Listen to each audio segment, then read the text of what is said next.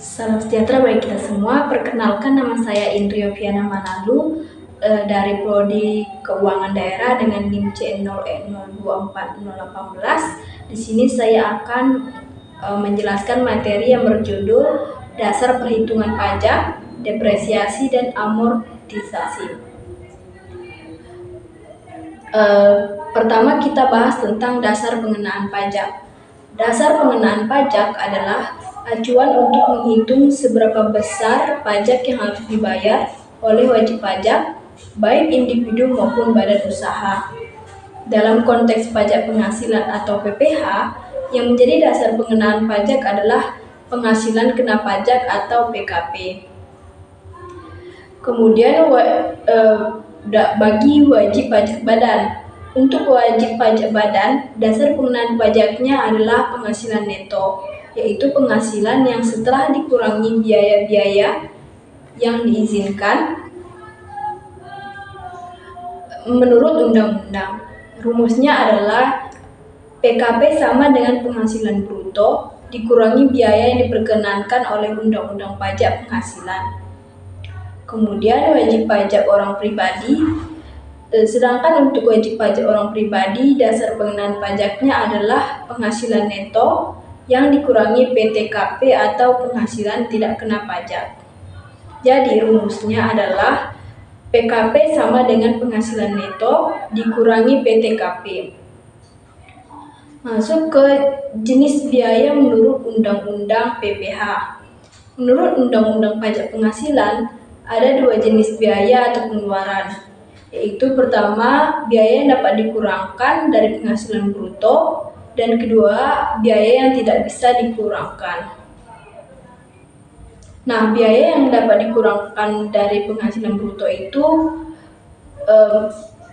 adalah pengeluaran yang digunakan untuk mendapatkan, menagih, dan memelihara penghasilan.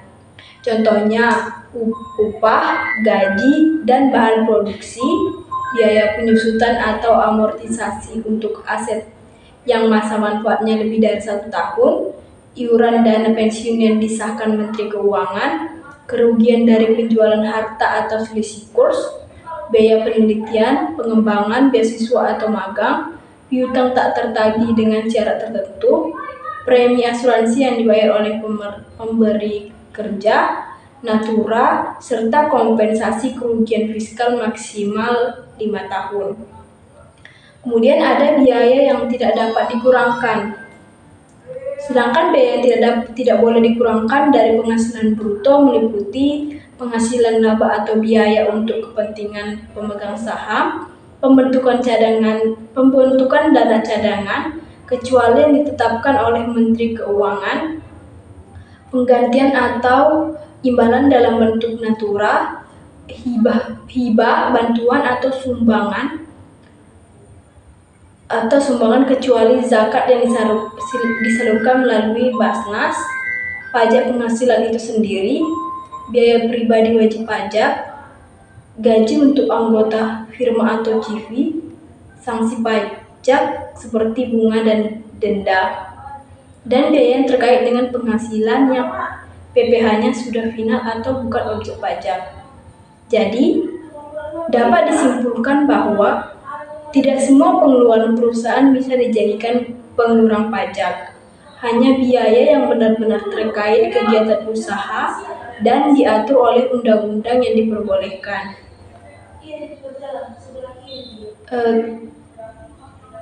Tarif pajak berdasarkan pasal 17 UU Undang-Undang PPh itu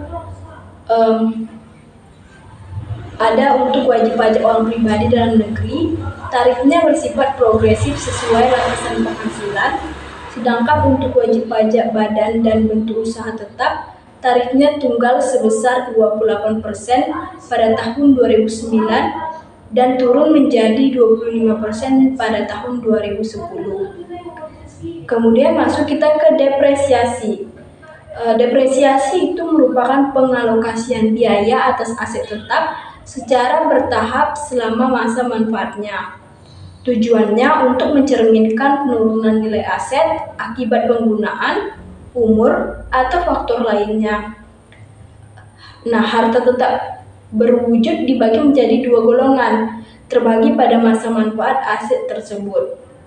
Yang pertama itu ada bukan bangunan, itu ada empat kelompok. Yang pertama kelompok 1 itu masa manfaatnya 4 tahun dengan tarif pada metode garis lurus itu 25% dan juga 50% saldo menurun 50%. Pada kelompok 2 itu masa manfaatnya 8 tahun dengan tarif penyusutan di garis lurus itu 12,5% dan 25% pada saldo penurunan. Dan kelompok 3 itu ada 16 tahun masa manfaatnya, kelompok 4 itu 20 tahun. Nah, untuk yang kedua itu bangunan. Itu ada permanen dan tidak permanen. Permanen itu masa manfaatnya 20 tahun dan tidak permanen itu masa manfaatnya 10 tahun. Masuk kita ke materi amortisasi. Nah, amortisasi berlaku untuk aktiva tidak terwujud yang memiliki masa manfaat lebih dari 1 tahun, seperti hak paten atau lisensi. Pengeluaran untuk memperoleh aktiva ini tidak bisa langsung dibebankan, tetapi dialokasikan secara bertahap melalui amortisasi. Harta tetap tidak terwujud dibagi menjadi 4 kelompok. Yang pertama itu ada kelompok pertama itu masa manfaatnya 4 tahun, dan kelompok kedua itu 8 tahun, yang kelompok 3 itu 16 tahun, dan kelompok 4 itu 20 tahun. Untuk tarif penyusutannya dapat kita lihat itu di tabel berikut ini. Yang kemudian ada juga terdapat 2 metode penyusutan dalam amortisasi dan juga depresiasi, yaitu yang pertama metode garis lurus.